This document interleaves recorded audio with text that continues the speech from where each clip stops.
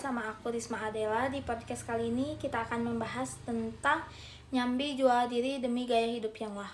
Ya, memang untuk pembahasan kali ini cukup sensitif dan berat juga untuk kita bahas, namun perlu juga kita bahas karena fenomena ini sudah marak terjadi di lingkungan masyarakat, terutama di kalangan remaja di bawah umur.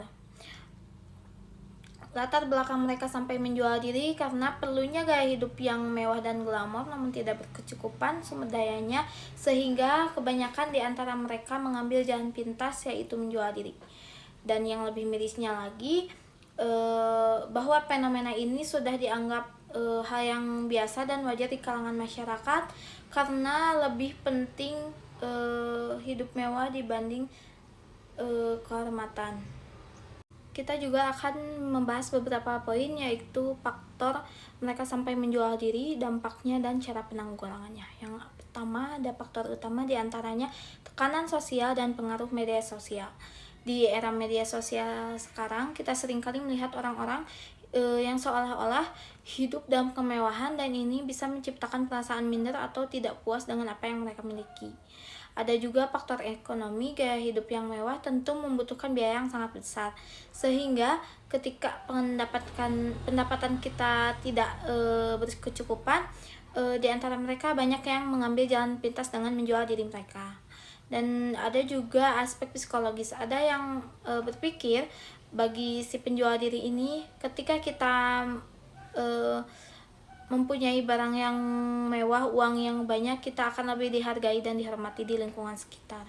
Sekarang kita bahas dampak dari keputusan ini secara fisik dan mental, apa yang bisa terjadi dengan keputusan yang mereka pilih. Yang pertama yaitu dampak secara fisik. Tentu saja ada risiko kesehatan bagi pelaku penjual diri, terutama yang berhubungan dengan penyakit menular, yaitu penyakit seks seperti HIV dan penyakit seks lainnya.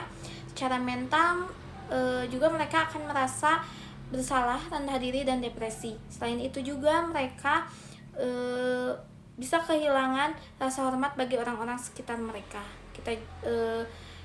Ada juga dampak sosialnya, seperti dijauhi oleh keluarga, kerabat, dan lain-lain. Lalu apa saja yang bisa kita lakukan sebagai masyarakat agar bisa membantu mengurangi fenomena itu? Yang pertama, pentingnya meningkatkan kesadaran dan risiko konsekuensi dari tindakan ini. Pendidikan dan kampanye kesadaran harus diperkuat di lingkungan masyarakat, terutama di kalangan remaja dan anak muda.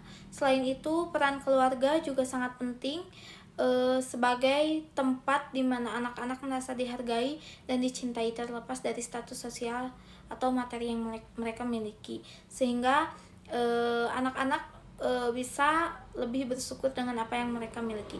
Dan tak kalah penting, kita sebagai masyarakat perlu menghargai, mempromosikan nilai-nilai kesederhanaan dan kejujuran, serta menghargai orang berdasarkan siapa mereka, bukan dari apa yang mereka miliki. Jadi pembelajaran yang kita dapat pada podcast kali ini yaitu, sebelum kita tergoda untuk mengejar gaya hidup yang wah dengan cara yang instan, mari kita renungkan kembali apa harga yang harus dibayar setimpal dengan apa yang kita dapatkan.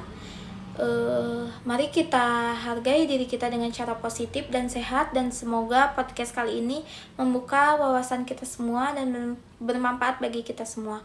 Sekian podcast kali ini, see you, bye bye.